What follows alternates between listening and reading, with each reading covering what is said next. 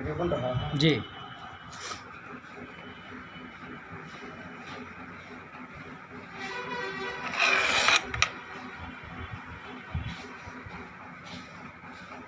कृष्ण कथा या फिर कृष्ण चर्चा, भगवत चर्चा, या फिर उनके शरण में जाने के पहले जब तक उनकी कृपा नहीं पाई जाए, प्रिया जू की कृपा नहीं पाई जाए, जब तक कि 2 मिनट उनके नाम का संकीर्तन नहीं किया जाए, तब तक उनके सानिध्य में कोई जा ही नहीं सकता। संकीर्तन की बात जब उठ ही गई है तो बात संकीर्तन की उठ गई तो संकीर्तन को समझना बड़ी जरूरी है। जी जी जी। कीर्तन में कीर्ति शब्द है, एक लगा हुआ है कीर्ति और दूसरा है तन। ये कीर्ति को जब तक हम भूल नहीं जाते हैं, त्याग नहीं देते हैं, कीर्ति के प्रति अपने आप को लगाए नहीं रहते हैं, कीर्ति को जब तक छोड़ नहीं देते हैं, ये सांस ही नहीं समाप्त कर देते हैं कि कीर्ति या जस हमको मिलते रहे, इसको जब तक छोड़ नहीं देते हैं, उससे विलग नहीं हो जाते हैं, कीर्ति को जब तक चाहना ही बंद नहीं कर देते हैं कि कीर्ति हमको मिले या जस हमको मिले, हमारी बात का, हमारा जो कुछ भी एक्टिविटीज है उसका गान हो, उसके विषय में लोग चर्चा करें, ये जब तक हम नहीं छोड़ देंगे तब तक कीर्ति को छोड़ ही नहीं सकते। आज कीर्ति को जब छोड़ देंगे, उसके प्रति चाहत समाप्त हो जाएगा तो तन का होश नहीं रहेगा, और जिस तन का होश समाप्त हो जाएगा, कीर्ति अपने आप तो समाप्त है, धूल दूसरी तो है ही है, और जब तन भी समाप्त हो जाएगा, तन के ऊपर चाहत समाप्त हो, कीर्ति समाप्त होना, तन के ऊपर चाहत समाप्त हो जाएगा, यानी मदहोश हो जाना। जब मदहोश हो जाएगा तो वही तो कीर्तन हुआ। जी जी। कीर्तन वही है जी। हम कहते हैं कि हम कीर्तन कर रहे हैं, चले हम कीर्तन करें, नाम करते हैं, कीर्तन नहीं करते। कीर्तन करें तो अपने आप को मदहोश कर दें, उसमें लगा दें, अपने आप को उसको श्री चरणों में लगा दें। न कीर्ति का होश है, न तन का होश है, बस होश यदि कुछ बच रहा है तो तुम्हारे चरणन का होश है। तेरे चरणों की कृपा प्राप्त हो जाए, बस वही सिर्फ चाहत है और कुछ नहीं। जैसा कि वृत्रासुर कह रहा है, अहम हरे तब पादैक मूल दासानुदास भवितास्मि भूय मनस मरेता सुपते गुणांते गृणीत बा कर्म करो तू खाया। राक्षस है, रक्षकुल का है, रचना का पुत्र है, राक्षस है, विचार राक्षसी उसके अंदर भरा हुआ है। ये बात नहीं कि ये रचना का पुत्र है, मैं कहा, लेकिन रचना का पुत्र नहीं है। ये रचना का है कौन? ये पूरे कहानी की ओर जाना पड़ेगा, लेकिन कहानी की ओर पूरे तरह से न जाकर सिर्फ इतना बता दूं कि ये वृत्राचार्य या वृत्रासुर ऋषि त्वष्टा के द्वारा यज्ञ से निर्मित है, और चूंकि विश्वरूप रचना के पुत्र हैं, और विश्वरूप का जब हनन होता है इंद्र के द्वारा, तो इंद्र से बदला लेने के लिए, इंद्र को मारने के लिए ऋषि त्वष्टा के द्वारा वृत्रासुर का ये होता है। रचना का पुत्र तो विश्वरूप है, जो परम विद्वान है, ब्राह्मण तो ही परम विद्वान है, विश्वरूप, और विश्वरूप का हनन कर देता है, इंद्र काट देता है। वहाँ हम नहीं जाना चाहते हैं, उन सारी घटनाओं को हम इंगित नहीं करना चाहते हैं, लेकिन इतना जरूर बताना चाहते हैं कि वृत्रासुर असुर होते हुए भी आचार्य का काम किया, वृत्राचार्य कहा गया। ये किसी का पुत्र है नहीं, ये पूर्व जन्म का क्या है ये भी हम अभी आपको नहीं बताएंगे। इस जन्म में असुर हो गया ये भी नहीं बताएंगे, लेकिन आसुरी प्रवृत्ति इसके अंदर रहा कि त्वष्टा के द्वारा यज्ञ से ये निवृत्त है। यज्ञ से ये रचना का पौत्र भले कह सकते हैं, लेकिन जब पुत्र होगा तब न पौत्र होगा जी। इसका तो प्राकट्य हुआ है यज्ञ से, यज्ञ कुंड से इसका प्राकट्य हुआ। इसलिए ये वृत्रासुर का असुर है, भयंकर असुर है, क्योंकि ऋषि त्वष्टा का पुत्र है विश्वरूप, जिसका 3 मुख है। एक मुख से विश्वरूप सोमरस पान करता है और दूसरे मुख से जल ग्रहण करता है और तीसरे मुख से अन्न ग्रहण करता है। जब इंद्र के द्वारा तीनों मुख का हनन कर दिया गया, छेदन कर दिया गया, 3 मुंडी काट दिया गया, कट गया, वो नहीं सोच सका इंद्र की हमें ब्रह्म हत्या लगेगा। हम नहीं विचार करते, कोई कार्य करने के पहले हम विचार नहीं करते। यदि हम विचार करते हुए कोई कार्य करें तो गलत कर्म कुछ कोई कर ही नहीं सकता है।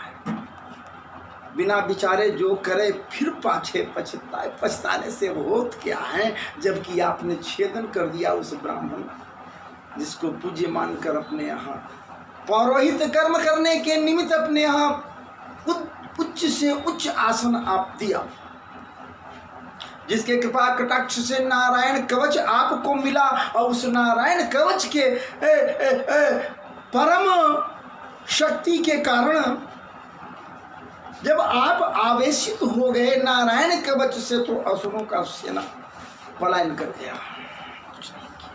फिर भी आपने विचार क्या, छेदन कर दिया। जिस मुख से वो सोम रस पीता है वो बन गया क्या भैया, वो मुख बन गया पपीहा।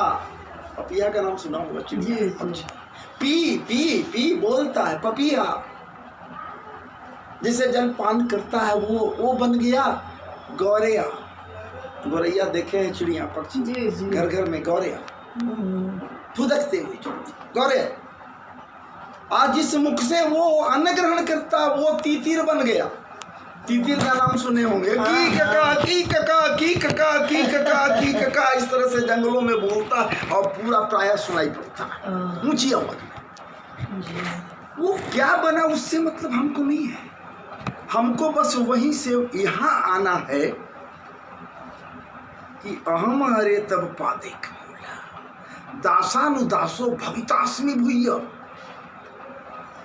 दास किसी का कोई हो नहीं सकता है, दास बनने के लिए दास की कृपा होनी चाहिए। यही वृत्रासुर कर रहा है कि प्रभु हम क्या कहें आपको, अकस्मात आप दिखलाई पड़ गए उसमें जिस अस्त्र से हमारा हनन होने वाला है, जिस वज्रास्त्र में आप विद्यमान होकर हमें दर्शन दे रहे हैं।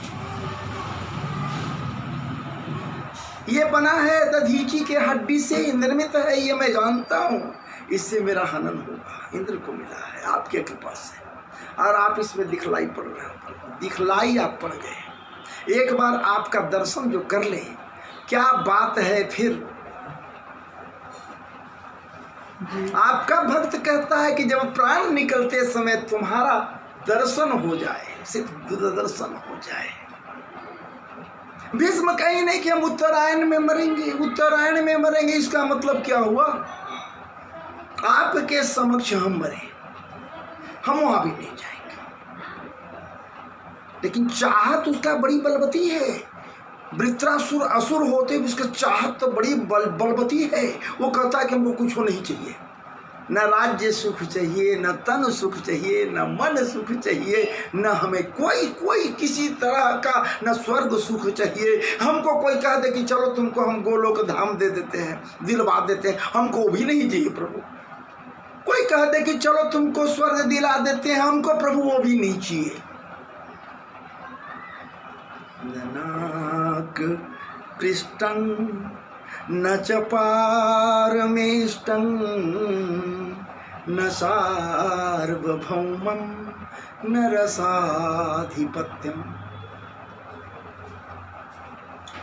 असंख्य असंख्य कोटि ब्रह्मांड में असंख्य असंख्य प्रकार के रस हैं। उन रसों का भी यदि कोई स्वामी हमें बनाना चाहे, मुझे नहीं चाहिए, मुझे नहीं चाहिए। न रसाधिपत्यम न जोग सिद्धिर न पुनरुभवम वा समंजसत्वा विरहई आकांक्षे। ये कह रहा है कि समंजसत्वा विरहई आकांक्षे, सिर्फ एक ही आकांक्षा मेरे अंदर रहे प्रभु कि बस तेरी कृपा हमें मिलते रहे। तुम मुझो मिले या नहीं मिलो, तुम मिलो या न मिलो, मत मिलो। अगर तुम मिल गए ना तो तेरी भक्ति हमारे से हो रहा है वो बंद हो जाएगा, मेरे अंदर आ जाएगा भगवान हमको मिल गए, अब क्या रह गया मेरे सामने। इससे मिलो नहीं, मिलने की चाहत बरकरार रहे, मिलने की मात्र चाहत बरकरार रहे। उत्कंठित में रहूं, उत्कंठा से भरपूर रहूं, विरह से व्यथित रहूं। तुम दूर हो, मैं दूर हूं, दोनों के अंदर यदि कुछ है तो विरह है। हे नाथ, इस विरहानुभूति से, ये विरहाग्नि से मैं सदैव जलता रहूं, लेकिन तुम मिलो नहीं। जिन जोनियों में जाऊं, चाहे जहां जन्म लूं, ये वृत्रासुर बड़ी सोच समझ कर कह रहा है, बड़ी सोच समझ कर कह रहा है कि जिन जोनियों में जाऊं, अपने कर्म से मन स्मरेता। स्पष्ट कह रहा है, मैं चाहे जहां जाऊं, जिन जोनियों में जाऊं, जो कर्म करूं, कर्म के बाद जिन जोनियों में जाऊं, बस एक ही चाहत बनी रहे कि तुम हमको मिल जाओ, सदैव उत्कंठित रहूं। अगर ये उत्कंठा रावण के पास होता, ये उत्कंठा यदि रावण के पास होता तो मारा नहीं जाता।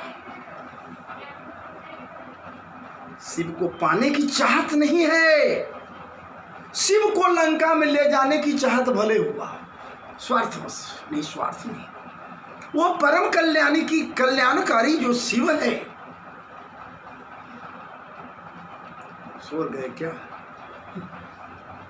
वो परम कल्याणकारी शिव जो हैं, भोलेनाथ जो हैं, उनको ले जाने की चाहत बलवती उसे है जरूर, लेकिन उनको पाने की चाहत रावण में नहीं है। वो भक्त नहीं है,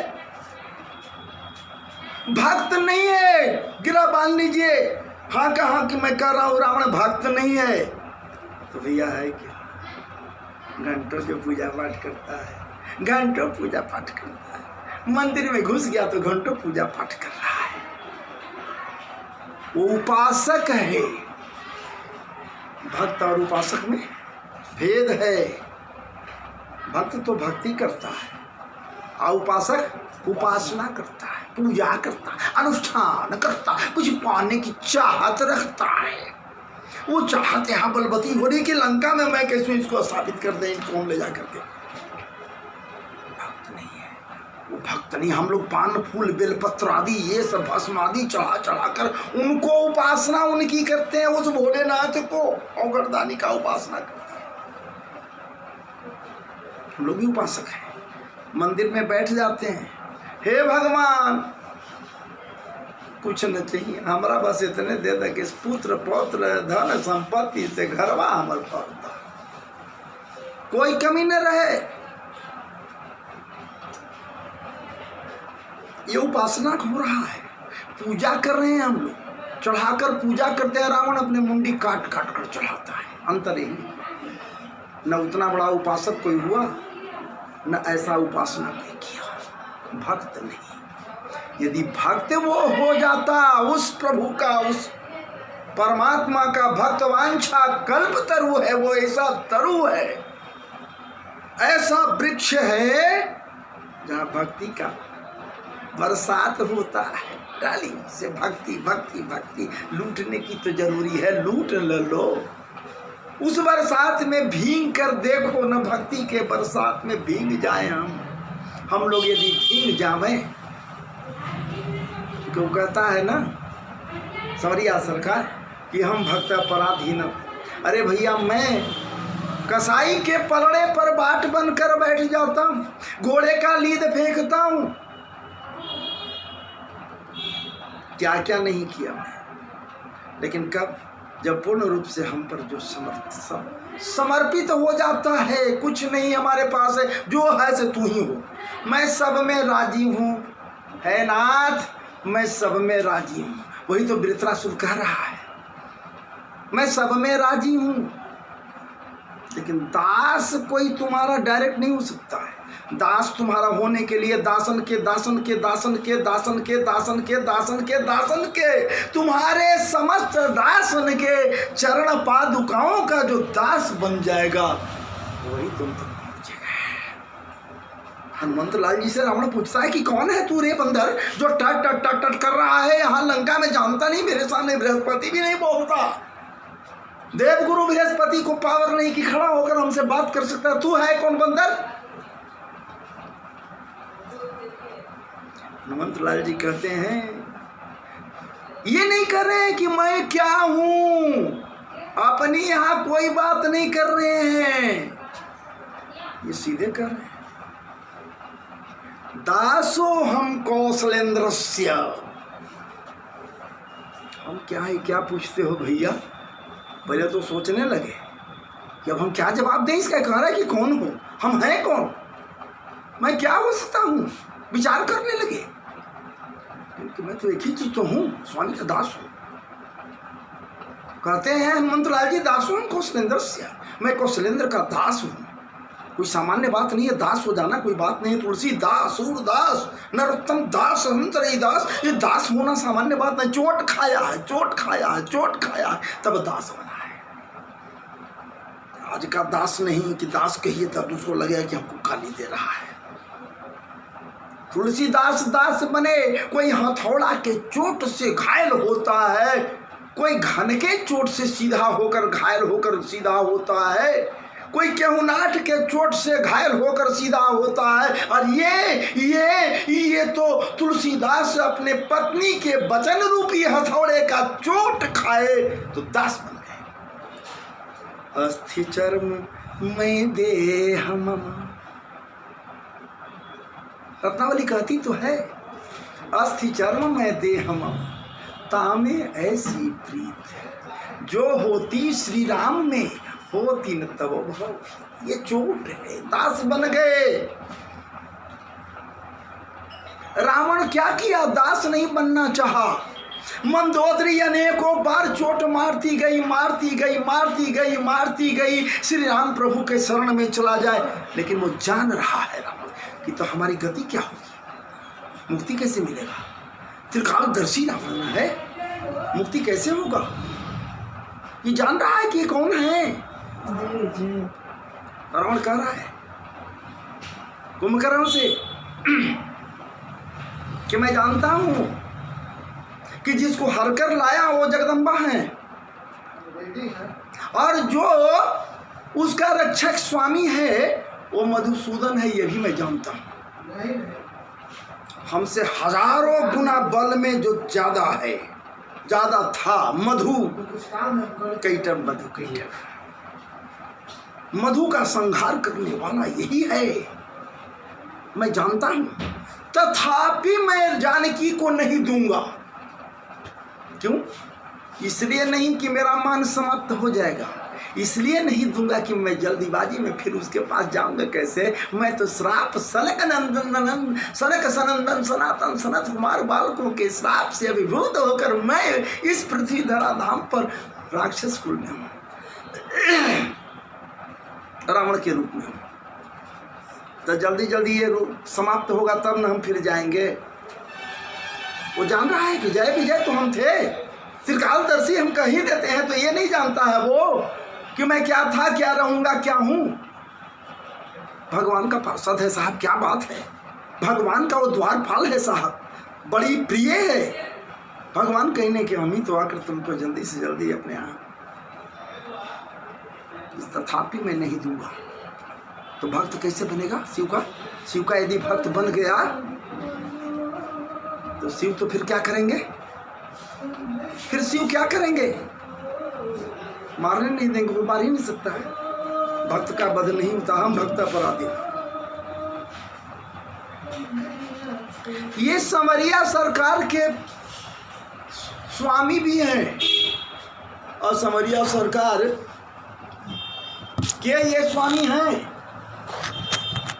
और ये कह रहे हैं कि संवरिया सरकार मेरा स्वामी है। संवरिया सरकार भी मेरा स्वामी है।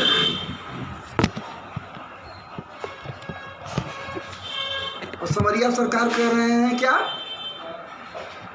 ये मेरे स्वामी है। ये औघड़दानी जो है ना, ये भभूति धारण के विभूति धारण किए हुए है ना, जिनके मस्तक पर गंगा पर कल कल कल लोलिनी गंगा प्रवाहित रहती है ना, गले में वो शेष नाग फन मारे फुफकारते रहते हैं ना, ये मेरे स्वामी है। अब कौन किसके स्वामी है भैया, ये परस्पर जाने। स्वामी को दर्शन करने के लिए बड़े उतावले होते हैं ये। क्यों उतावले होते हैं? ये जानते हैं, अभी तो ये जानते हैं। क्या जानते हैं? कि इनका ये रूप जो अभी है नंदगांव में, गोकुल में जिस रूप में है, इसका दर्शन गोलोक धाम में भी नहीं होगा। वहाँ कहाँ कोई मैया तैयार है ये कहने के लिए कि तजबतात यह रूपा। वहाँ कौन मैया तैयार है कान उमेठने के लिए? वहाँ राधा रानी भले हैं आंखें तड़ेरने वाली, लेकिन वहाँ कान उमेठने वाली कोई नहीं है। वहाँ कान उमेठने वाली कोई नहीं है, डंटा दिखाने वाली कोई मैया नहीं है, माखन और मिश्री का भोग लगाने वाली कोई मैया नहीं है। वहाँ कोई मैया नहीं मिलेगी जिसके सामने ये संवरिया सरकार बाल रूप में ये कहेंगे कि सर्वे मिथ्याभिशंसिनः ना हम भक्षितवानम्ब सर्वे मिथ्याभिशंसिनः। सब के सब मैया झूठ बोल रहा है। बलराम तो आप झूठ बोलता है मैया, वो चाहता ही नहीं कि मैं क्या करूं, मैं कुछ अच्छा करूं। जब अच्छा करता हूं वो उसको बुरा लगे या न लगे, तुम्हारे सामने वो बुरा बनाकर पेश कर देता है मैया। वो बलदाऊ, वो दाऊ भैया, वो दाऊ दादा मामूली नहीं है मैया। झूठ बोलते हैं, आज जितने हैं ना ग्वाल वाले सब झूठ बोलते हैं मैया। सब तेरे सामने सर्वे मिथ्याभिशंसिनः, मैं मिट्टी नहीं खाया हूँ।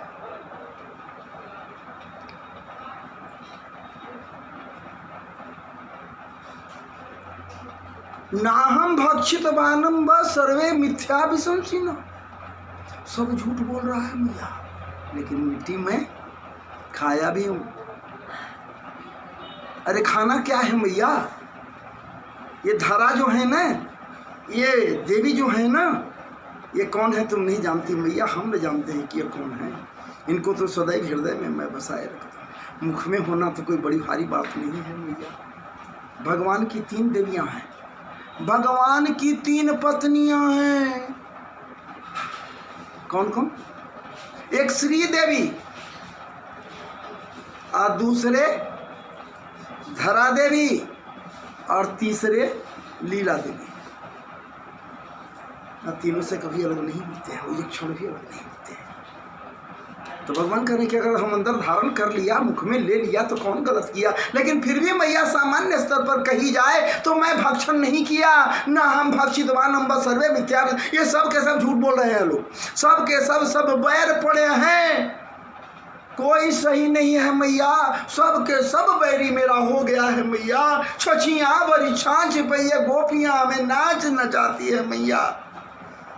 ये कौन मिलेगा बताने वाला भैया वहाँ गोलोक धाम में? भोलेनाथ पति प्रसन्न होते हैं जैसे ही सुनते हैं नारद जी के मुखार बिंदु से कि रे भैया नंदगांव में नंद जी के यहाँ तो उनका प्राकट्य हो गया है, आ गए हैं। व्यग्र हो जाते हैं, बेचैन हो जाते हैं। कैलाश पर बैठे हुए सती के सामने बगल में बेचैन हो जाते हैं। सती कहती है, पार्वती कहती है कि ऐ नाथ, तू अंतर्यामी है, सब कुछ तो करने वाला तू है, तुझे तो कभी व्यग्र नहीं देखा, आज व्यथित क्यों है? आज व्यग्र क्यों हो गया? यहाँ कैलाश पर बैठे बैठे हमारे बगल में क्यों व्यग्र हो गया? क्यों बेचैन हो गया? एंड स्वामी, हम कभी बेचैन नहीं देखते थे। आप चैन को बड़ी हिसाब से हृदय में धारण करके ही तो हमारे समक्ष हमें सुनाने का प्रयास किया था अमर गुफा में अमर कथा। भले ही मैं सो गई थी, सुनी तो जरूर थी, नहीं सुनती तो ऐसी बात नहीं होती, सुनी तो जरूर। कथा को तो मैं सुनी, कथामृत का पान तो मैं वहां की व्यग्र होकर। मैं उतना व्यग्र नहीं थी जितना व्यग्र आप आज यहाँ हैं। लग रहा है कि सारा का सारा धन आपका लूट गया। क्या कारण है प्रभु? आपका दिमाग हमेशा सदैव शांत और ठंडा और क्लांत रहना चाहिए, इसलिए कि आपके मस्तक पर प्रवाहित होने वाली कल्लोलिनी गंगा भागीरथी सदैव शीतल जल को प्रवाहित करते रहती हैं और आप व्यग्र और व्यथित हैं। आखिर क्या करना है, हम नहीं समझ पा रहे हैं। भोलेनाथ कहते हैं कि प्रिय आय देवी, तू नहीं समझ पाएगी, मैं यहाँ से भी जा रहा हूँ। कहाँ जाएगी? कहाँ जाना चाहते हैं? हमें छोड़कर? हमसे ज़्यादा प्रिय और है कौन कि हमें यदि आप छोड़ने के लिए तैयार हैं? कहाँ जाइएगा? अभी हम आपसे कुछ बात करना चाह रहे हैं, कुछ बतियाना चाह रहे हैं। आपस में हम दोनों के बीच गुफ्तगू हो रहा है, प्रेममय गुफ्तगू हो रहा है। कुछ हम भी कह रहे हैं, कुछ आप भी सुना रहे हैं, कुछ भी सुन रहे हैं। हमें छोड़कर आप कहाँ जाना चाहते हैं? हमसे भी ज़्यादा प्रिय कौन है भैया? कौन ऐसा आपका हो गया प्रिय कि हमें छोड़कर जाना चाहते हैं? अरे देवी, तुम्हें छोड़ता कहाँ हूँ मैं? तुझे तो छोड़ भी नहीं सकता। कैसे छोड़ दूंगा तुझे? अभी धराधाम पर गोकुल में हमारे स्वामी बाल रूप में हैं विराजमान, पालने का शोभा बढ़ा रहे हैं। मंद मंद मुस्कान को बिखेरते हुए, नैनन के चितवन से सबको घायल करते हुए वो नंद गांव में, ये नंद बाबा के घर में समस्त जीव जंतुओं को भी अपने आप में समाहित करने के लिए तत्पर हो रहे हैं। उस बाल रूप का दर्शन चाहता हूँ। अरे गोलोक धाम में जाता हूँ मैं, कहाँ बाल रूप का मैं दर्शन करता हूँ? उनका बाल रूप का दर्शन तो जब होगा तो मैया के दरवाजे में।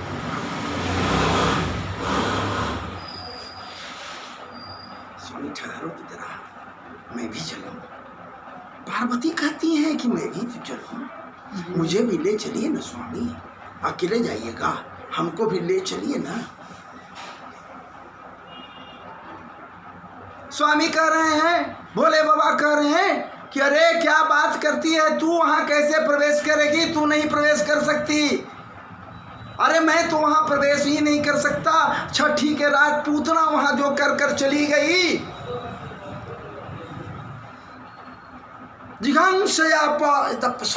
वो साध्वी बन करके आई, लेकिन थी असाध्वी। पूतना हो बकियंग स्तनकाल कूटंग जिघंसया पाए दप्प साध्वी लेभे गतिं धा त्रुचिताम तत्वन्यं कंबा दयावन। कितना दयालु है, फिर भी उसको सदगति तो दे दिया। ये बात एक अलग है, लेकिन जो कृत्य किया वो आकर नंद गांव में नंद बाबा के घर से उठाकर संवरिया सरकार को ले गया। किस लिए? जिघांसा के नियत से, मारने के नियत से। जिघांसया पाए दप्प साध्वी, ये जो कृत्य किया, इस कारण से मैया छुपाए हुए लाला को है, पालने से बाहर उठाती भी है गोद तक, और गोंदर में घर से बाहर नहीं निकालती। तू घर के अंदर प्रवेश कैसे करेगी? घर में अंदर वो कोई भी अगर कोई जाती है बाहरी औरतें तो वहां प्रवेश निषिद्ध हो गया, निषेध हो गया। जब से पूतना ये कृत्य कर चुके तुम नहीं प्रवेश कर सकते। वहाँ पुरुषों का भी प्रवेश नहीं है, नारियों का भी प्रवेश नहीं। हाँ, जोगियों का प्रवेश हो सकता है। मैं तो जोगी बनकर जाऊंगा, मैं इस रूप में नहीं जाऊंगा। इस रूप में यदि गया तो भय है, डर है। वो जानती है शिव के समस्त शक्तियों को, वो यशोदा जानती है, शिव को पहचानती भी है। यदि मैं दरवाजे पर इस रूप में चल गया तो मुझे भी बांध कर आले पर बैठा देगी और वहां पर मंगल गीत गाते हुए आरती मंगल धूप दीप नैवेद्य करने लगेगी। फिर मैं दर्शन कैसे करूंगा उसका, जो मेरा स्वामी बाल रूप में है। मैं इसके लिए जाना चाहता हूँ, इसे पकड़ लेगी। भाई ये है कि वो मैया हमें पकड़ लेगी, इसलिए पकड़ाऊं नहीं। इसलिए मैं तो जब जाऊंगा तो जोगी रूप में जाऊंगा। तू भला जोगी रूप कैसे बन सकती है? जोगिनी भी तो बनी नहीं, जोगी के साथ जोगी को कैसे मैं लेकर जाऊंगा? तुम नहीं जा सकती। तू बड़ा, मैं दाता हूँ, दर्शन करके। और दर्शन करने के लिए इच्छुक होकर भोलेनाथ मैया के दरवाजे पर अलख जगाने लगते हैं। अलख निरंजन, अलख निरंजन, अलख निरंजन। बाल रूप का दर्शन करने आए, समरिया सरकार के दर्शन करने आए हैं। ये दर्शन तो दुर्लभ है। इस दर्शन के लिए तो कामना पूरी तो होकर के कामनाओं को लेकर लोग गर्भगृह तक आया था, कारागृह तक आया था, जहां ये अभी गर्भगत है। भगवान देवता लोग वहां आ गए। काहे के लिए भाई? दर्शन करने। किसका दर्शन करोगे? अभी तो बाहर आए ही नहीं, जन्म दी ही नहीं मैया। अभी तो मैया के उधर पर या उधर में है। तब स्तुति करने के लिए तुम आए हो, तो स्तुति कम कर लो। वो भी विचार कर रहे हैं कि तो स्तुति क्या कर करूं भाई, क्या कहूं तुम्हें? ऐ नाथ, मैं क्या कहूं तुझे? अभी तो तुम जन्म भी नहीं लिया है, तो यशोदा नंदन भी तो तुमको नहीं कर सकते। देवकी नंदन तो कहीं नहीं सक चुके। देवकी के गर्भ में हो तो तुम देवकी नंदन कहीं नहीं सकते, वसुदेव नंदन कहीं नहीं सकते, नंद नंदन कहीं नहीं सकते, ब्रज नंदन कहीं नहीं सकते। हम जानते हैं कि तुम जो काम करोगे उसी के अनुसार तेरा नाम भी होगा। बंशीधर तुझे कहीं नहीं सकते, बंशी धारणा भी किया ना हो, अभी तो गर्भवत है। गोकुलेश तुझे कहीं नहीं सकते, द्वारकेश तुझे कहीं नहीं सकते, मथुरेश तुझे कहीं नहीं सकते। तो फिर आखिर क्या कर तुझे स्तुति करूं? तो इन लोग को एक ही चीज सुझा, सत्य संकल्प हो। अपने वचन का को सत्य कर दिया। आज तुम प्राकट हो गए, हो रहे हो, इसलिए तू सत्य संकल्प है, सत्य है। और सत्य कहकर उसका वो सर्व सामर्थ्यवान, वो सर्व सामर्थ्यशाली, वो नियंता, वो परम प्रभावकारी भगवान के सामने समस्त देवगण सत्य कह करके उद्घोषित कर दी। सत्य व्रतम सत्य परम त्रिसत्यम सत्यस्य जोनि निहितम च सत्यम सतोष्पति। सत्यात्मक ब्रह्म का दीन। भोलेनाथ कह रहे हैं कि मैं भी तो गया था, स्तुति तो किया था, देखे तो दर्शन तो नहीं कर सका। तो आज दर्शन का मौका मिला है, तो आज तो दर्शन करेंगे ही ना। मैया दर्शन करा दे। अलख निरंजन, अलख निरंजन।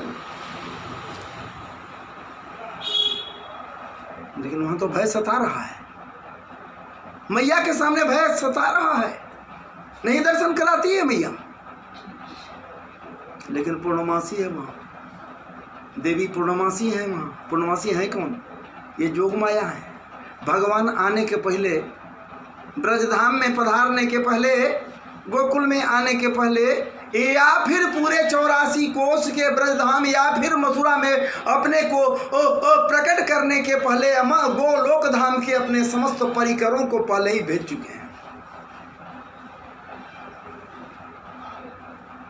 समस्त सर्वशक्तिमान वो नियंता पहले ही इनके परिकरों को भेज दे इनकी जा,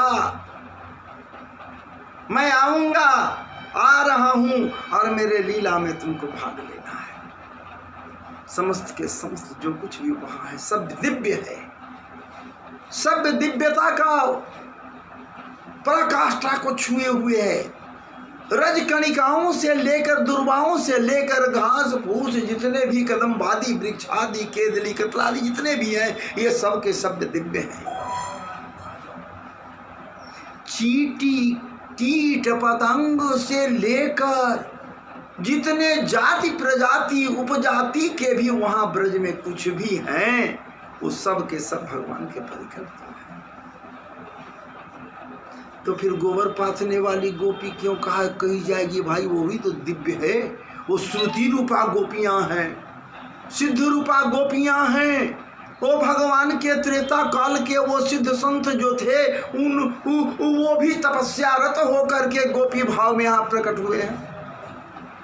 तो कहने का मेरा तात्पर्य है कि यहाँ पर वाय दर्शन करने के लिए भोलेनाथ अलख निरंजन कहे, और यहाँ पर वो जो है सो भगवान का दर्शन पूर्णमासी के सहयोग से इनको मैया जसोदा कराई और भगवान का दर्शन करते हैं। यहाँ की बात को छोड़ दी जाए ना, बाल रूप का तो दर्शन कर लिए, लेकिन रसपान कहाँ होगा?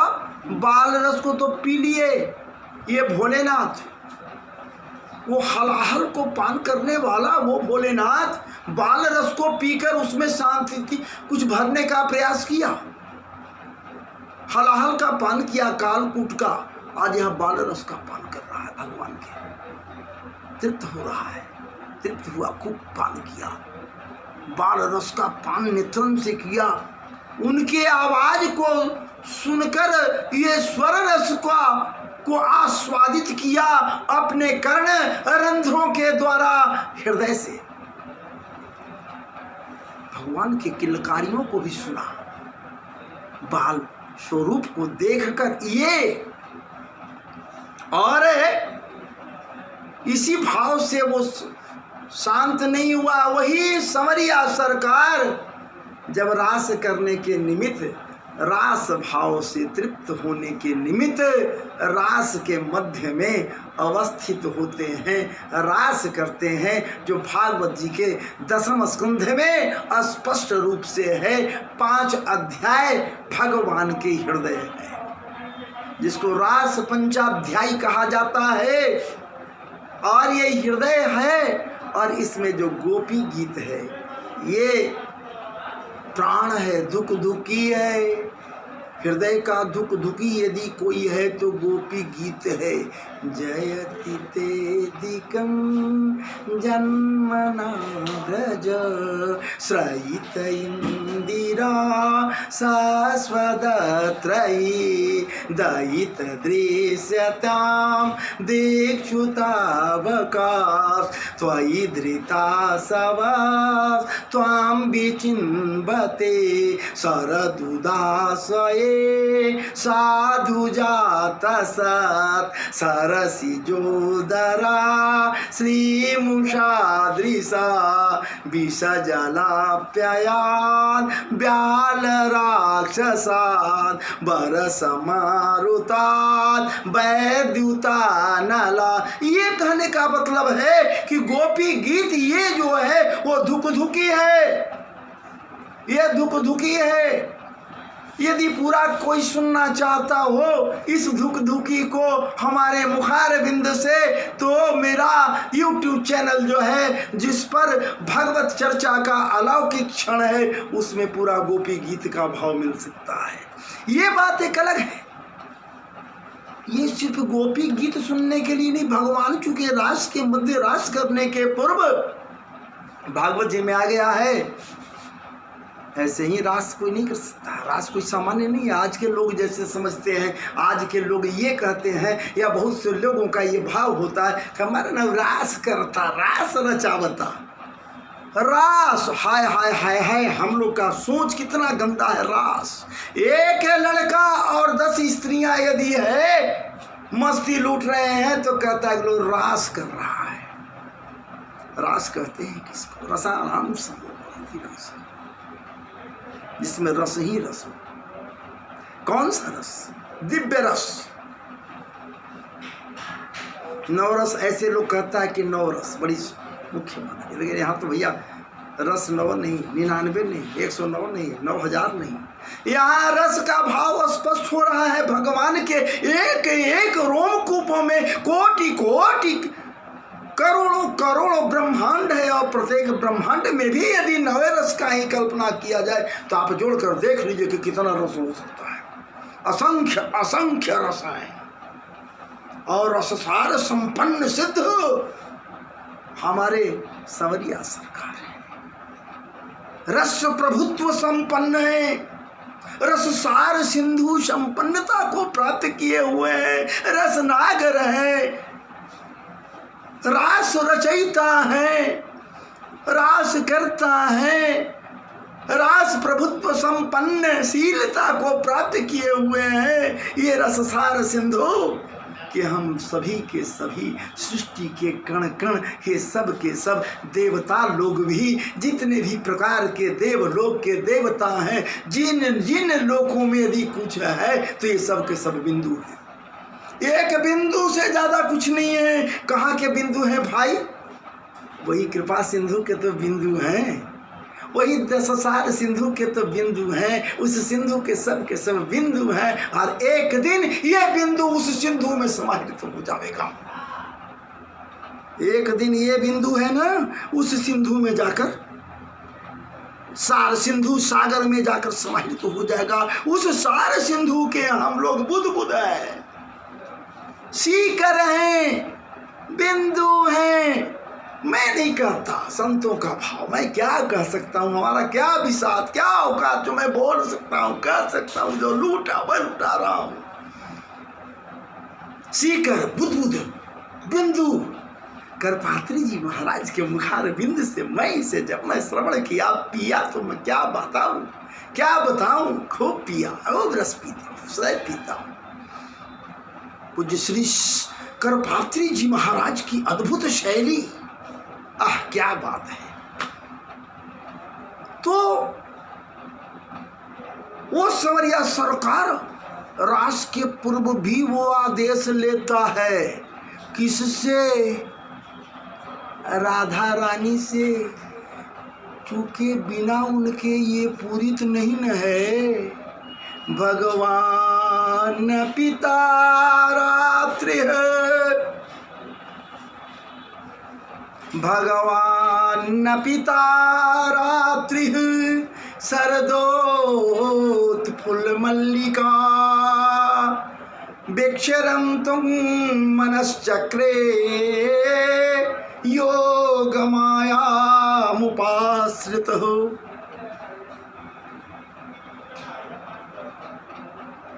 जोग माया के सानिध्यता को प्राप्त करते हैं, जोग माया से ये आदेश लेते हैं। क्यों? इसको तो अमनन कहते। मन है कहाँ? मन नहीं है। इस मन को तो राधा रानी चुरा कर हृदयेश्वरी बनी बैठी है, तो मन कहाँ भैया? तब न उधो से कहती हैं ये गोपियां, उधो मन नाही 10-20, बस एक ही मन तो है जिसे वो चुरा कर ले गया है, और उसे मैं चुरा कर उसके मन को अपने हृदय में गाड़ दिया है। निकल नहीं सकता, लाख निकालना चाहो उधो नहीं निकलेगा, इसलिए कि तिरछे वही जुड़े। जिस तरह से बंसी कोई डालता मछली के अंदर, बंसी को जब उसमें चरा को जब वो मछलियां लेती हैं तो निकल नहीं सकता बंसी, इसलिए कि तिरछे वह जुड़े अट जाता है। वैसे यहाँ तो अटका हुआ है। ये गोपियों का भाव है, सामान्य भाव नहीं है। अब यहाँ रास रचाने के लिए चल रहे हैं भगवान, तत्पर हो रहे हैं कि अब हम मन बनावेंगे। मन नहीं है, अमना है। कहा गया कि मन है कहाँ इनके पास में? देखिए, इनके पास कुछ नहीं है तो कहे कि न है, न कैसे है? ये भगवान कैसे हो गया? खड़ भगतों से युक्त कैसे है? नहीं है, कुछ नहीं है। मैं कहता हूँ, हमारा शास्त्र कहता है, हमारा संस्कार कहता है, हमारे संत समुदाय कहते हैं कि इनके पास कुछ नहीं, ये कुछ नहीं करते। यदि कोई करने वाला, जो कोई भी है, जो करने वाला है तो वही मरने वाला भी होता है, नाश होने वाला होता है। तो करने वाला काहे के लिए करने वाला इनके साथ रहेगा? इनके पास जो रहता है सदैव, वो रहने वाला है जो साथ रहता है। जैसे ये किसी को मारते नहीं, लोग कहते हैं भले ही कि भगवान के इसने मन हरिन मार देती फलनवा के मर गई, मारते नहीं, ये मार नहीं सकते। किसी को जन्म देने वाले, पाप को पोसने वाले, पालने वाले ये हैं, ये मार कैसे सकते हैं? मारते ये नहीं। मृत्यु देवी इनके साथ रहती है, जैसे सुदर्शन जी इनके साथ रहते हैं सदैव। शंख रहता है, चक्र है, सुदर्शन जी रहते हैं, कमल के फूल रहता है, आदि आदि चीज से रहता है, पाप रहता है, पुण्य रहता है, कष्ट रहता है, दुख रहता है, दारिद्रता रहता है, रोग रहता है, समस्त प्रकार के व्याधियां हैं, जो कुछ भी सृष्टि में है, जो कुछ भी यहाँ है, वो सब के सब इनके अगल बगल इनके साथ रहते हैं। ये कुछ नहीं है, इनका तो भैया लिंग भी नहीं है। लिंग का मतलब गलत अर्थ मत लगा, लिंग नहीं है, कोई लिंग नहीं है ये, न स्त्रीलिंग है, न पुल्लिंग है, न नपुंसक लिंग है, ये कोई लिंग नहीं है। नियमता का कोई लिंग नहीं होता। पुरुष के शरीर में वो जब धारण करता है, चला जाता है तो पुल्लिंग बन जाता है, वही नियमता जिसका कोई लिंग नहीं है। स्त्री के शरीर में जब वो धारण करता है स्त्रीत्व को, तो वो भी वहां जाकर स्त्रीलिंग हो जाता है। और वही नियमता जिसका कोई लिंग नहीं है, नपुंसक लिंग के अंदर जब चला जाता है, धारण करता है, तो वो क्या हो जाती है? जिसको छक्का कहते हैं, किन्नर हो जाती है। कोई लिंग नहीं लेकिन है। लोटे में डाल दो उसको, लोटा का रूप, थालन में डाल दो थाली का रूप, गिलास में डाल दो गिलास का रूप। राम के अंदर गया तो पुरुष भावना को लेकर, पुरुषत्व को धारण करके धनुष बांध लिया, पुरुष बन गया। वही स्त्री के अंदर में वो आ गया, स्त्रीत्व को धारण किया, जानकी बन गई, घूंघट काढ़ने वाली। कृष्ण के अंदर आ गया वही, तो वेणु धारण करके मीठे मधुर स्वर को बिखेरने वाले ये यहाँ पर गोविंद बन गए, मधुसूदन बन गए, वेणु बिहारी बन गए, बंसी बजैया बन गए, ब्रजनंदन बन गए, गोपी बिहारी, गोपीपति बन गए, न जाने क्या क्या बन गए, सब कुछ बन गए। और प्रियाजू के शरीर में जब चले आए, राधा रानी के शरीर में जब धारण किया वो नियमता, तो ये भी राधा नाम से श्री प्रियाजू बन गई, सब शक्तिमान हो गई। स्त्रीत्व को धारण करके वो नियमता यहाँ है उसी में, तो उसका लिंग जब कुछ है ही नहीं भैया, अब वही सर्व सामर्थ्य सर्व शक्तिमान है। ठीक उसी प्रकार से जैसे हम जो यहाँ बैठे हुए हैं, ये सबका ये रूप दिखलाई देता है, रूप दिखलाई देता, लेकिन अंदर जो बैठा है वो प्रारूप है, वो प्रारूप कतई नहीं दिखलाई पड़ सकता। और हम लोग प्रारूप देखने के लिए बेचैन रहते हैं कि हमको दर्शन दिया है कभी, हम कभी भगवान को देखा है। कहने वाला यही तो कहता है कि हम भगवान को देखा है। जब हम भगवान को देखा ही नहीं तो भगवान को मान कैसे सकता हूं? अरे बेवकूफों, ये सोचो कि तुम कैसे देखना चाहते हो, उन आंखों से, उन नेत्रों से उस भगवान को देखना चाहते हो जो कभी दिखलाई देता ही नहीं। वह दृश्य है नहीं, बल्कि वो दिखलाई देगा ही नहीं, वो प्रारूप है। अब प्रारूप का दर्शन कोई कर ही नहीं सकता, रूप का दर्शन करता है। और हमारे भोलेनाथ उस रूप का ही दर्शन के दीवाने हैं। मैया से कह रहे हैं, मैया से पूछते हैं, करे देवी तू रोज के रोज रात्रि में कहाँ जाती हो? रात के समय में नहीं जाना चाहिए, चूंकि भगवान भी जब बुलाए हैं सबको बंसी बिखेरिन है बजाइन है, तो भगवान के मुरली से 3 प्रकार का स्वर निकलता है भैया। एक आकर्षणी, एक मुरली का स्वर है, और तीसरी है कौन? बंसी का स्वर। आकर्षणी का स्वर जब बिखेरते हैं संध्या काल में, तो गाय बछड़े जितने जंगल में है दौड़े दौड़े चले आते हैं। और जब मुरली का स्वर बिखेरते हैं तो पूरा ब्रह्मांड मोहित हो जाता है। और जब बंसी बजाते हैं तो बंसी तो सिर्फ उसी के लिए बजाते हैं, बंसी सिर्फ उसी के लिए बजाते हैं जो इनका है। अपनों को बुलाने के लिए बंसी का स्वर बिखेरते हैं, उसको कोई सुनेगा तो इनके अपने हैं वही सुनेगा। इनके अपने कौन है भाई? इनके भक्त गोपियां। बंसी के स्वर को वही सुनेगी गोपियां, और नहीं सुनेगी तो बंसी जाकर जबरदस्ती खींचकर उनको सुनाकर उड़ाएगी। एक सखी क्या कर रही है? बंसी बजाए भगवान। निशम्य गीतं तदनंग वर्धनं ब्रजस्त्रिय कृष्ण गीत मानस आजगमुरन्योन्यमलक्षितोद्यम सजत्र कांतो जवलोल कुंडलः दृष्ट्वा कुमुद्भंतमखण्डमण्डलं रमाननाभं नवकुमुकुमारुणं वनं च जतकोमलगोभिरञ्जितं जगौकलं पामत्रिषा मनोहरम्। उस मनोहर बेला में, उस समय जब भगवान मुरली पर वेणु स्वर को बिखेरते हैं, तो बंसी वहां से दौड़ी हुई उनके पास पहुंचती है जो भगवान के प्रिय गोपियां हैं।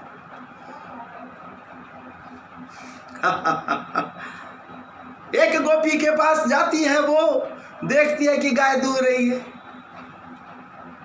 अरे बेवकूफ क्या कर रही है? अरे बंसी तुम आ गई, क्या बात है? अरे तुमको प्रभु बुला रहे हैं ना, नहीं समझ रही है? तुम क्या कर रही है? अच्छा ठीक ठीक ठीक ठीक। वो छोड़ छाड़ के दोहन छोड़ दी और बाल्टी उठाई और दौड़ी, फिर दौड़ कर आई, फिर रुक गई और सोची कि दूध है इसमें, नीचे गिरा दी।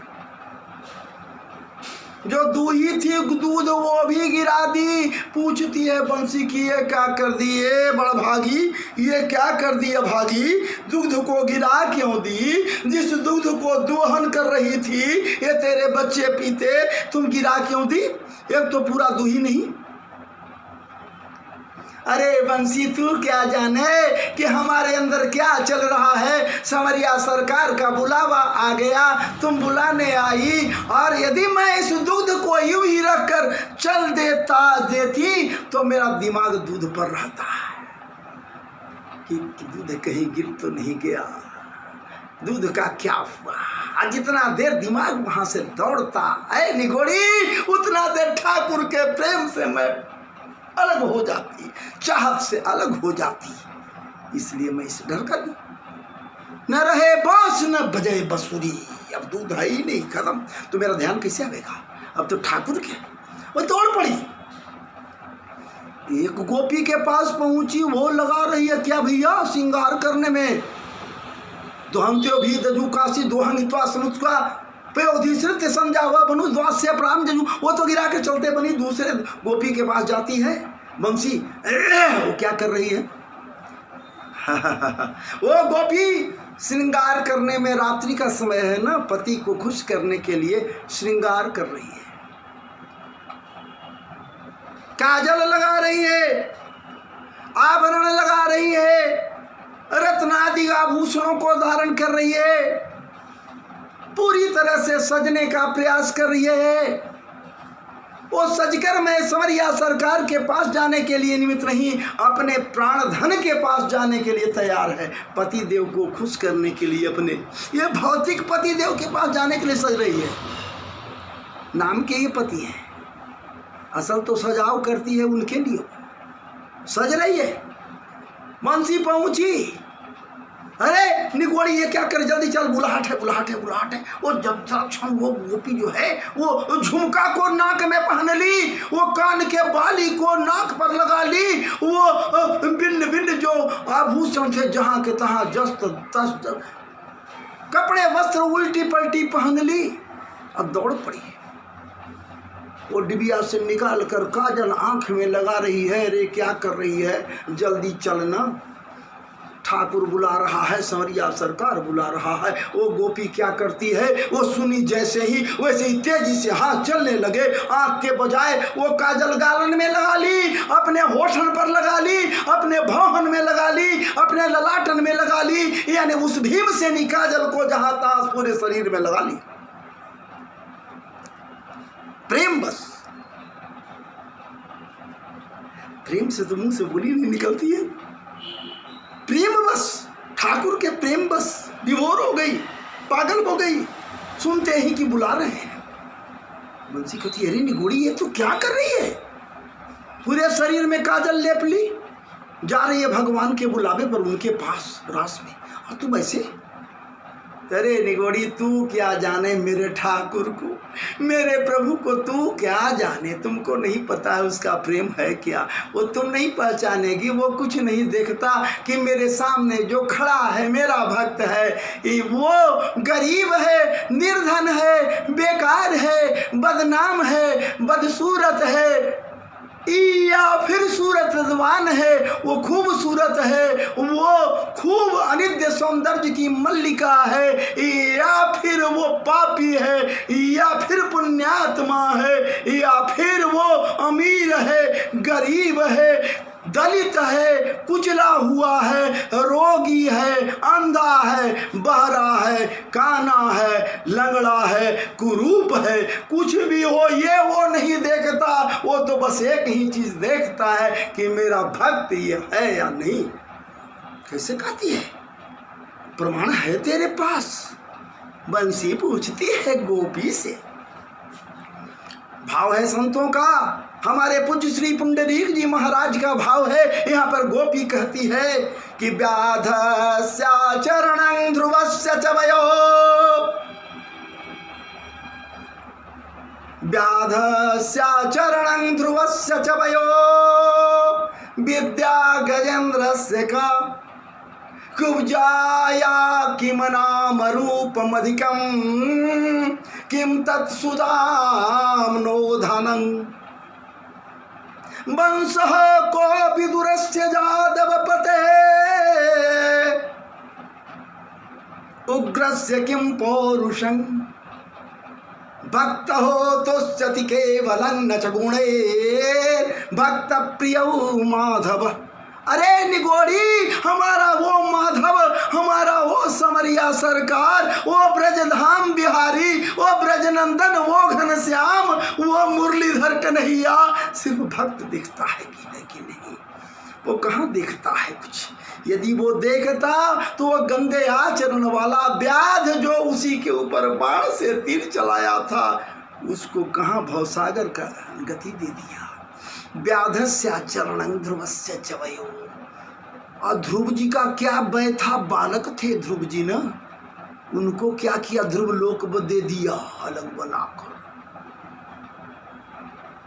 और प्रहलाद जी का क्या था भैया, व्याधस्य चरणं ध्रुवस्य च वयो, विद्या गजेंद्रस्य का। और ये गजेंद्र हाथी, हाथी हाथी है नहीं, हाथी जिसके अंदर अहंकार ही अहंकार है, वो अहंकार रूपी हाथी जो त्रिकूट पर्वत पर रहता है। त्रिकूट का मतलब क्या है भैया, ये शरीर ही तो त्रिकूट है। ये जो भीतर ऊपर में मस्तिष्क है, इसमें त्रिकूट बना हुआ है। तीन गुण है, तीन गो, रजोगुण, सतोगुण, तमोगुण, यही तो त्रिकूट है। उलझा हुआ रहने वाला वो हाथी कहाँ कहीं पढ़ने गया था, किसी विश्वविद्यालय में भक्ति का पाठ पढ़ा था क्या, भक्त बन गया। व्याधस्याचरणं ध्रुवस्य च वयो, विद्या गजेंद्रस्य का। गजेंद्र के पास कोई विद्या नहीं था, कहीं पढ़ने गया था विश्वविद्यालय में भक्ति का पाठ का। कुब्जा या किम नाम रूप अधिका, कितनी कुरूप थी कुब्जा। अंगराग लेकर कंस के पास जाती, कंस उसे लगाता, उपेक्षा की दृष्टि से देखता। कंस न जाने सब के सब जितने के जितने लोग हैं वो सब के सब उपेक्षित उसे रखते और उपेक्षा की दृष्टि से उस कुब्जा को देखते, इसलिए कि बदसूरत थी। त्रिवक्रा थी, 3 जगह से टेढ़ी थी, कुंवर था निकला हुआ कटी प्रदेश में, उपेक्षित थी।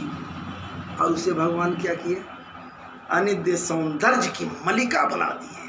अनित्य सौंदर्य, बाप रे बाप। कुब्जाया किम नाम रूपमधिकम, क्या था उसके पास भाई? किम तत् सुदामनो धनम, सुदामा जी के पास क्या धन था? यही तो धन था, विशेष पगान जगातन में बसियानी को काई बसे के ही ग्राम, धोती फटी सिलटी दुपटी। क्या बात है साहब, कुछ भी तो नहीं था सुदामा के पास में। अब उसके दुख को देखकर वो समरिया सरकार कन्हैया जी जब देखते हैं, हे क्या नाम है, ऐसो बेहाल बबाइन सो पग कंटक जाल लगे पुनि जो है, हाय महा दुख पाए हो सका तुम आए ही थे न कि तय दिन खोए। वो समरिया सरकार के आंखों से अश्रु बहने लगे, वो शीतल शीतल अश्रुपात होने लगे। वो अश्रु के बूंद जब निकलते हैं नेत्रम से, तो फिर कपोलन का अतिक्रमण करते हुए, ठुड्डी को अतिक्रमण करते हुए जब वो भूदेवी के ऊपर गिरते हैं तो भूदेवी तृप्त हो जाती है। लेकिन भूदेवी पर आने के पहले सुदामा जी के पैर उन पर आ जाते हैं। पाद प्रक्षालन, हाथ पानी पर रात को हाथ छुए, नहीं नंद के जैसो पगद होए।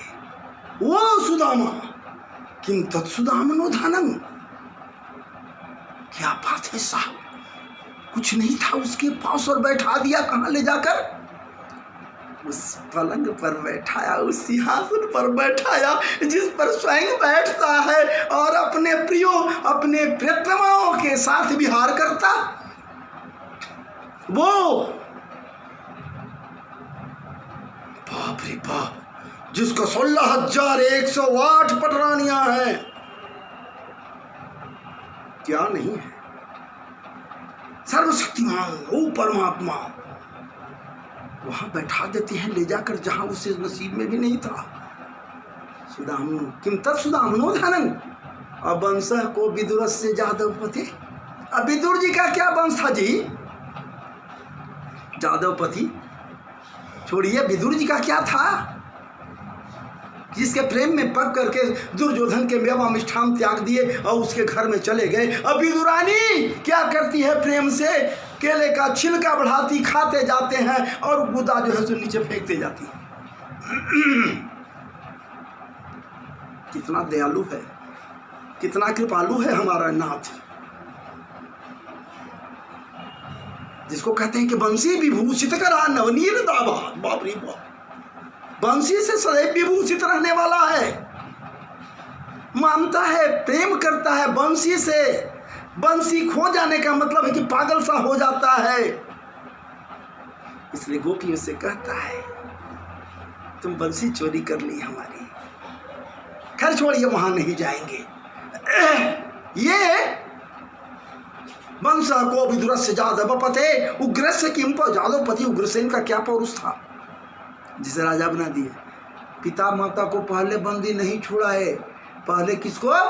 उग्रसेन को बंदी छुड़ाकर गले से लगा लेते हैं। ये माधव जो हैं हमारे भक्त के प्रिय हैं। अरे एक समरिया सरकार हमारे ऐसे हैं, उनके पास जिस रूप में जाऊं वो मुझे स्वीकार करेंगे। वो चली आती है। एक गोपी है जिसको आना चाहती है तो पति रोके हुए है, नहीं जाने देंगे हैं? हमको नहीं जाने दोगे, हमारा शरीर यहाँ रहेगा, सिर्फ मन रहेगा था ना। शरीर में से मन को निकाल देती है, बैठ जाती है योगाभ्यास में और वहाँ चली जाती है ठाकुर जी के पास। ऐसे हमारे लीलाधारी हैं, दिव्य है, दिव्य है, सिद्ध संपन्ना गोपियां हैं। और इन गोपियों के मध्य समरिया सरकार के रास को देखने के लिए क्या बात है, हमारे भोलेनाथ व्यग्र हो जाते हैं, बेचैन हो जाते हैं, बेचैन हो जाते हैं।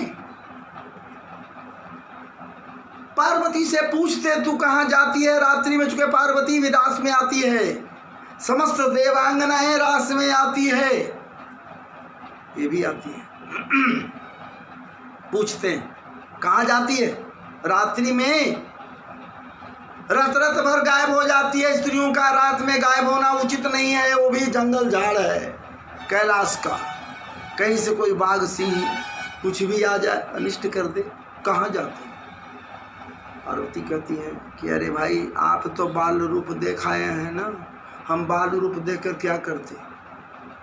हम बाल रूप देखने के लिए नहीं जाते हैं। तब कहाँ जाती है? तो हम रस रूप को देखने जाते हैं, रास देखते हैं, रास में सम्मिलित होते हैं, उस ठाकुर जी के साथ रास करते हैं। तू रास में जाती है? तो हाँ, हमको क्यों नहीं कहती है? हम भी चलेंगे रास में। अरे बाल रूप से तृप्ति हमको नहीं मिली, अब तो रस रूप रसमान रससार सिंधु के रास को देखने की तमन्ना है, हमें भी ले चलो ना। लेकिन मैया कहती है, पार्वती कहती है कि ऐ नाथ है मेरे स्वामी, उस रास में पुरुष का प्रविष्टि नहीं है, पुरुष नहीं जा सकता। तुम पुरुष हो, उस रास में कैसे जाओगे? कहते हैं कि हम रास में पुरुष हैं। हम पुरुष कहाँ हैं? क्या कह दिया कि हम पुरुष हैं? आई गोड़ुआ हम पहने हुए हैं काहे के लिए? आधा शरीर या पुरुष का है और आधा स्त्री का है। हम तो अर्धनारीश्वर हैं। आधा पुरुष का शरीर है, आधा स्त्री का शरीर है, इसलिए कि मेरे अंदर तू सदैव रहती है जो तू स्त्री है, और तुझे सदैव धारण किए रहता हूं, इसलिए आधा अंग तुम मेरे हो। आधा ही में तुम्हारा है, ये आधा अंग ही तो मेरी शक्ति है। तू अगर नहीं आधा अंग मेरे शरीर में रहेगी तो मैं नहीं शक्तिशाली हो जाऊंगा, शक्तिशाली नहीं रह जाऊंगा, मेरे पास कुछ शक्ति सामर्थ्य नहीं रह जाएगा। तू ही तो मेरा सब कुछ है। इसलिए हम अर्धनारीश्वर हैं, हम नारी भी हैं, पुरुष हैं कहाँ? लेकिन कहती है वो पार्वती कि मैया से कहती है, मैया कि स्वामी आप अर्धनारीश्वर हो सकते हो लेकिन पूर्ण नारी नहीं हो। वहां पूर्ण नारी की आवश्यकता है, नारी ही उसमें प्रवेश कर सकती है, पुरुष का प्रवेश निषिद्ध है। रास में तुम नहीं जा सकते। भोलेनाथ कहते हैं कि वाह वाह वाह, हम नहीं जा सकते, हमारे स्वामी का रास हो रहा है, हमारे स्वामी रास रचा रहे हैं और हम नहीं जाएंगे। दिव्य पुरुष का दिव्य रास है, दिव्य पुरुष का रास है जिसमें मैं जाकर महारास बना दूंगा। महादेव हूं मैं, आज इस रास में महादेव आ जाएगा, वो महारास हो जाएगा। असंख्य असंख्य गोपियां हैं, कोई 2-4 गोपी नहीं है, असंख्य असंख्य गोपियां हैं, और सबका भाव असंख्य असंख्य प्रकार का है, सबके सब हैं। भोलेनाथ कहते हैं कि ना ना ना हम भी चलेंगे, हमको भी ले चलो ना। अरे एक दिन वो भोले भंडारी बन करके ब्रज नारी गोकुल में आ गए हैं। ऐसे ही आ गए? नहीं, अभी बने कहाँ, नारी बने कहाँ? पार्वती कहती नहीं नहीं, वो हम नहीं सुनेंगे, हम आपको नहीं ले जाएंगे, उचित नहीं है।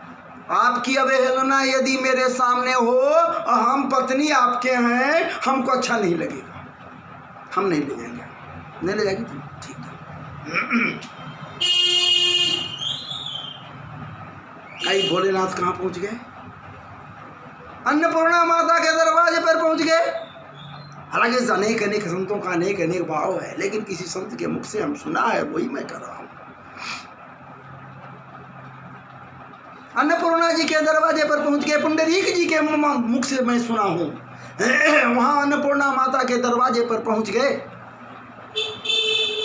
मातु भिक्षाम देहे, मातु भिक्षाम देही, मातु भिक्षाम देहे। अन्नपूर्णा पूछती हैं कि क्या चाहिए? आओ आओ आओ आओ पुत्र, आओ पुत्र, बोलो क्या दे दूं, ये दे दूं, वो दे दूं, खाने की सामग्री दे दूं, क्या दे दूं तेरे खप्पड़ में, बोल, आज मैं तुझे सब कुछ दूं। मैया मुझे कुछ नहीं चाहिए, न मुझे खाने की इच्छा है न पीने की इच्छा है, मुझे खाना पीना कुछ नहीं चाहिए, मुझे हीरे जवाहरात रत्नादि कुछ नहीं चाहिए मैया, तेरी कृपा भी मत नहीं चाहिए मैया, हमें तो बस एक काम कर दे मैया, मैं इसी के लिए तो आया। बोल, वो भी कर दूंगा, मुझे औरत बना दे मैया, मैं नारी बनना चाहता हूँ, मुझे आज नारी बना दे रे बेवकूफ, लोग पुरुष बनना चाहता है और तू हे कुलंगार कैसा है जो तू आज नारी बनना चाहता है, तू तो अर्धनारीश्वर पहले से। तो नारी कैसे बनेगा, नारी क्यों बनना चाहता है, क्या कारण है, क्या बात करता है कि हम औरत बन जाएंगे? अरे औरत बने जाएगा तो तू समझ नहीं रहे हो कि तुम्हारे साथ क्या होगा। औरतों को बहुत तकलीफ होता है, वो औरतें जानती है। कहीं किसी पुरुष से तेरा सानिध्य हो गया ना तो फिर जैसे राधे राधे हो जाएगा। इतना ही नहीं, अरे बेवकूफ, औरतों को बहुत दुख झेलना पड़ता है, तू औरत बनना चाहता है, कारण क्या है बता खुलकर। तो मैया कुछ नहीं मैया, हमको थोड़ा सा काम कर दे, थोड़ा देर के लिए औरत बना दे मैया, बाद में पुरुष मैं बन जाऊंगा, इसलिए कि मुझे रास में जाना है।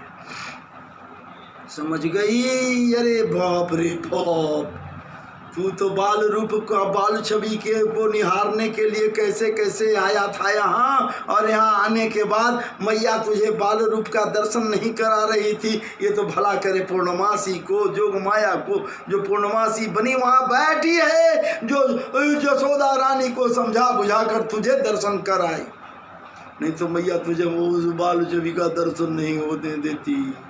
आवाज आए हो वहाँ रास में जाने के लिए, तुझे औरत बना दूँ, क्या चाह है तुम्हारा अपने स्वामी को। यही तो कहते हैं कि भक्त और स्वामी के बीच में क्या होना चाहिए, वही तो आज नहीं होता है। भक्त और स्वामी के बीच में आज भी यदि हो जाए उस ढंग की बात तो यहाँ स्वर्ग बन जाए। यहाँ भक्त और भगवान, भक्त और भगवान और भक्त और जो कुछ भी है उसके बीच में आज भी हो जाए तो ये स्वर्ग हो जाए। धरती स्वर्ग कहीं और नहीं, स्वर्ग तो यही तो है, स्वर्ग और कहीं नहीं है, स्वर्ग यही है। और इस स्वर्ग में लोग भाग लेने तो फिर क्या कहने की बात है। और माता और मैया यहाँ पर यही तो करती है। मैया यहाँ पर यही तो करती है। ठीक, अगर तुम चाहते हो कि तुझे गोपी बना दूं, तुझे स्त्री बना दूं, तो एक काम कर ना, जा जमुना से स्नान कर आओ हमारे पास। अच्छा, जब तू जमुना से स्नान करके आएगा तो मैं तुझे स्त्रीयोचित आओ भाव से परिपूरित कर दूंगा, तब तुझे स्त्री बना दूंगा। जा तू जमुना से स्नान करके आ। भोलेनाथ स्नान ध्यान कर के आते हैं, पूरा ड्रेसिंग वगैरह कर करके आते हैं माता के सामने। और अन्नपूर्णा मैया इनको क्या करती है सो सुनिए। अन्नपूर्णा मैया इनके जटाओं को खोल देती है, जटा खोल कर पूरे हेयर ड्रेसिंग करती है, खूब सुंदर ढंग से सजाती है। क्रीम कंघी नेल पॉलिश आलता आदि जितने भी ये प्रकरण है, उपकरण है साज सजावट के, उन सारे वस्तुओं का उपयोग करके ये मैया इनको नित्य सौंदर्य की मलिका बना देती है, खूबसूरत बना देती हैं, सुंदर गोपी का रूप दे देती हैं ये मैया। किनको? इनको गोपी बना देती हैं। लेकिन दो चीज को कैसे मिटा सकती है माता? एक पुरुषत्व के रूप में इनको झहरेदार मूंछ है पूरा, वो तो रह गए हो।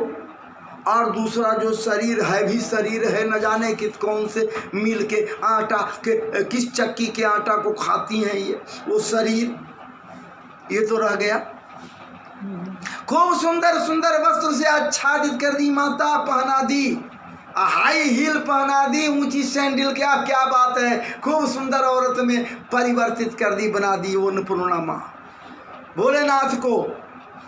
रुन झुन छम छुम छम छुम, क्या बात है, ये चमकत रही वो बिंदी, न जाने वो आकाश में जो बिजलियां चलती हैं चमकती हैं, उनसे ये बल्लात छीन कर इनके उस ललाट पर पिरो देती थी है वो मैया। चमक रहे हैं बिंदी, जैसे वो आकाश में चपला चमकते हैं तो झिलमिल झिलमिल कर तारे दिखलाई देते हैं, उसी प्रकार से इनके कान के बाली हिल रहे हैं तो चम चम कर रहा है।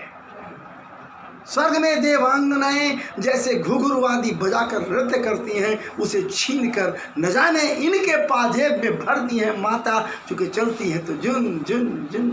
क्या बात है, भक्तों के भाव पर बिजलियां गिराने के लिए काफी है।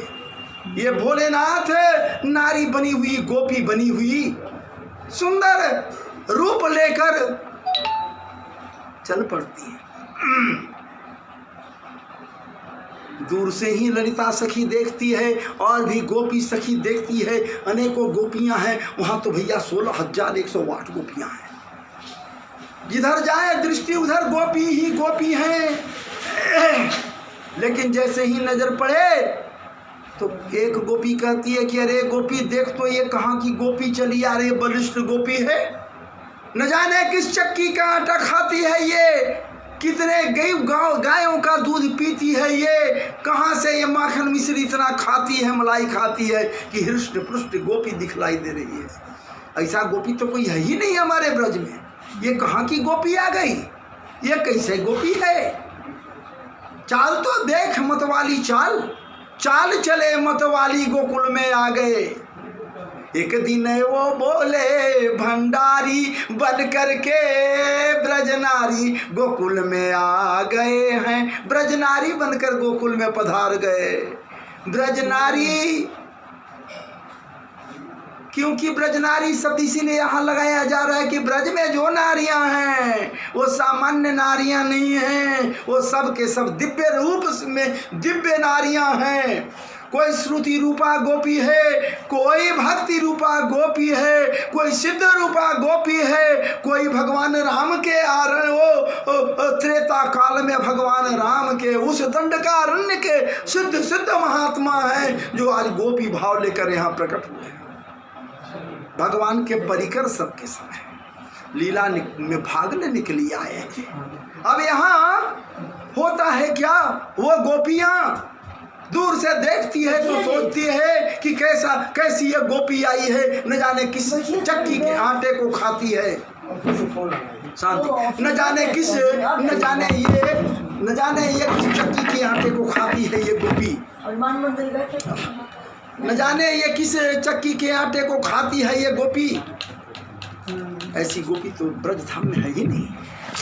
ये तो नंद जी के कृपा के पात्र भी नहीं हो सकती। इनके कृपा से जो गोपियां खाती पीती है इतनी मस्त तो है नहीं, जो मस्त से छम छम छम छम दिलों पर आघात करती है। वो चलने से जो कंकन के खनखनाहट और फिर पाजेब के जो आवाज होते हैं, मानो स्वर्ग में इंद्र की सभा लगी हुई हो, ठीक वैसा प्रतीत होता है। जैसे भगवान राम जब जानकी त्रेता में उस वाटिका में पधारती हैं तो भगवान लखनलाल से कहते हैं, क्या कहते हैं भैया, मानहु मदन दुंदुभी दिन है, मनसा विश्व विजय कह चिन्ह।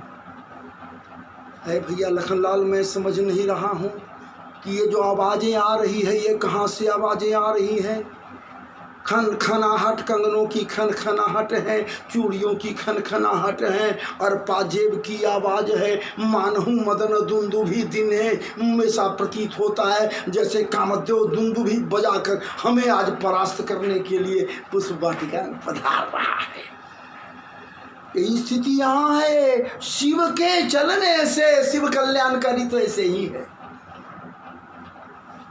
शिव भक्त लोग बहुत हैं, शिव गुरु खूब बनाते हैं। इनको पूछिए कि शिव जी करते हैं क्या? अरे शिव तो कल्याणकारी हैं, शिव और कुछ नहीं है, सिर्फ कल्याण करना जानते हैं। शिव कल्याणकारी है, रुद्रावतार है। ये कल्याणकारी शिव जब चल रहे हैं यहाँ कैलाश से आने के बाद ब्रजधाम में, तो मानो मानहु मदन दुंदुभी दिन है। गोपियां जब चलती हैं ना तो इनके चलने से इनके पैरों से जो थिरकन से जो आवाजें होती हैं तो कामदेव कहता है, भगवान से कहा कि आज हम युद्ध करेंगे आपसे, चलिए ना हम आपसे युद्ध करेंगे। भगवान किनकी युद्ध करेगा? तो हाँ, कैसा युद्ध करेगा? मैदानी युद्ध करेगा? कैसा युद्ध करेगा? कहाँ युद्ध कर रहे हैं? चले बोलो।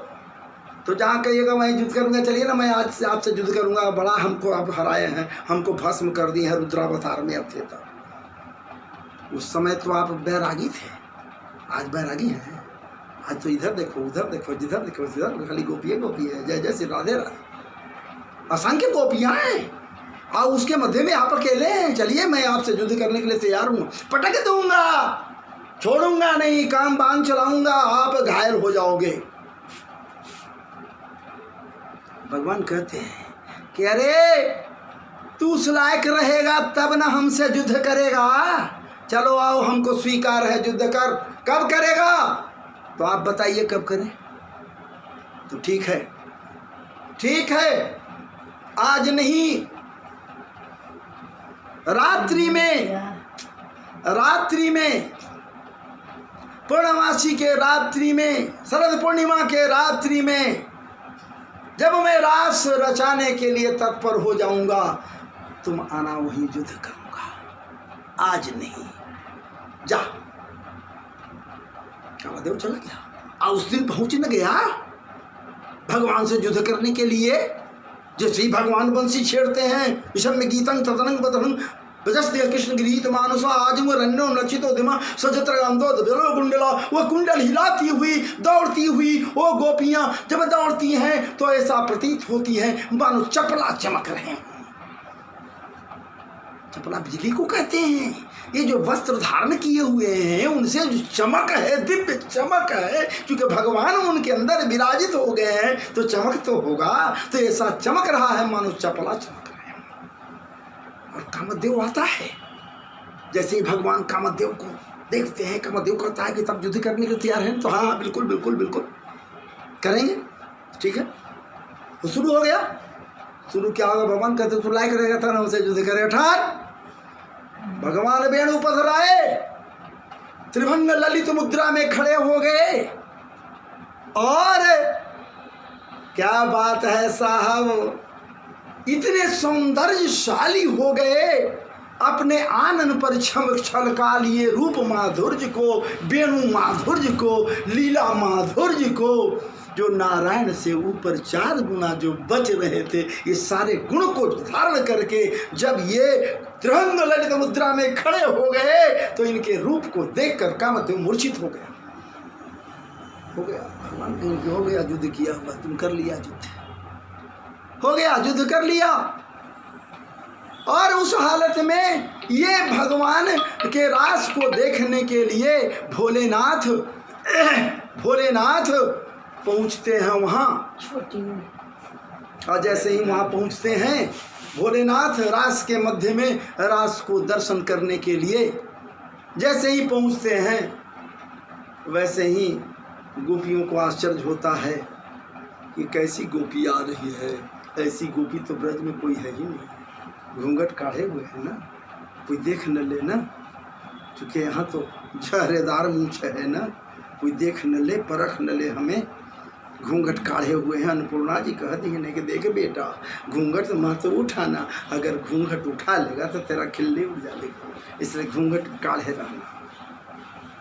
गोपियाँ दौड़ी वहाँ आती हैं। कहाँ है कृष्ण भगवान? मुरली का तान वही से वो जोड़ते हैं, तान छेड़ते हैं, गीत छेड़ते हैं, सुध खो जाते हैं। भोलेनाथ का भी सुध बिसर गया, सरक गए वो चुंदरी सरक गए वो चुंदरी। अरे ललिता सखी आगे बढ़ी, अब घूंघट गिर रहा था, उसको घूंघट उठा दी। जैसे ही हजारदार मूछ को देखती है सखियां, भयभीत तो होती है। कन्हैया दौड़े हुए आते हैं और कहते हैं कि अरे अरे घबरा मत, ये तो गोपेश्वर महादेव है। तुम्हारे हमारे बीच जो रास होने जा रहा है, इसका दर्शन करने के लिए गोपेश्वर महादेव आ गए। गोपी बन के आज से यही रहेंगे, आज भी वृंदावन में गोपेश्वर महादेव का धाम है। दर्शन करें, ना दर्शन करें तो मन में यदि धारण करेंगे इस लीला को, जो अभी मैं कहा इतने देर से चल रहा है प्रकरण, कल्याण होगा। देगा नहीं वो, ये भाव मत रखिएगा। कोई नहीं, मैं साफ कहता हूं कि भागवत कथा सुनने के पहले भैया ये भाव मत रखना कि हमें ये समरिया सरकार टेढ़ो टांग वाला बहुत कुछ दे देगा। अरे चोट्टा क्या देगा जी, तो चोट्टा अपने है। चोरों का सरदार क्या दे सकता है? ब्रजे वसंतं नवनीत चौरम, ब्रजे वसंतं नवनीत चौरम, गोपांगणानां चदुकूलचौरम, श्रीराधिकायां हृदयस्य चौरम चौराग्रगण्यम पुरुषं नमामि। ऐसे पुरुष को नमन करो जो चोरों का सरदार है। भला भागवत में मिलेगा और कहाँ मिलेगा? जहाँ भागवत जी कह रहे हैं, संतों का भाव है कि ऐसे ऐसे प्रभु को प्रणाम कर जो चोरों का सरदार है। जो चोरों का सरदार है उसे क्या मिलेगा? यहाँ तो जो मिला हुआ पहले से है ना, वो भी झपट के चल देगा। अरे जो मिल गया धन संपत्ति, उससे आपके अंदर अहंकार हृदय में भर गया है। अहंकार ऐसे नहीं उत्पन्न होता, मद ऐसे नहीं उत्पन्न होता। जब पूरा बलांध तब होता है जब धर्मांध हो जाता है लोग, धनांध हो जाता है लोग, धन संपत्ति से पूरित हो जाता है, तब मद चढ़ जाता है। जब मद चढ़ेगा तो भक्ति समाप्त हो जाएगी, वासनाओं से ओतप्रोत हो जाएगा। तो न जाने समरिया सरकार टेढ़ो टांग वाला किस हृदय के संध से भीतर घुस जाएगा, और घुस कर जैसे माखन चुराता है, खाता है, चोरी करके भागता है, उसी प्रकार से सारे वासनाओं को चुरा लेगा, धन को चुरा लेगा। इसलिए मांग मत, मांगने से मिलेगा नहीं। मांग, बहुत से लोग आदमी कहा कि हम तो अनेकों बार कथा सुने हैं, इतना कथा सुने, हमको मिला नहीं, कुछ नहीं मिलता है। अरे मिलेगा क्या? मिलेगा, कथा सुनने से मिलेगा, जो मिलेगा वो तो देख नहीं पाएगा। एक बार पी कर देख, एक बार इस रस का पान करके देख ले, फिर दूसरा रस पीने की आवश्यकता ही नहीं है, फिर कोई चीज़ अच्छा नहीं लगेगा। ऐसा मीठा रस है भागवत जी। जय जय श्री राधे, जय जय श्री राधे, जय जय श्री राधे। वृंदावन बिहारी लाल की जय। बस।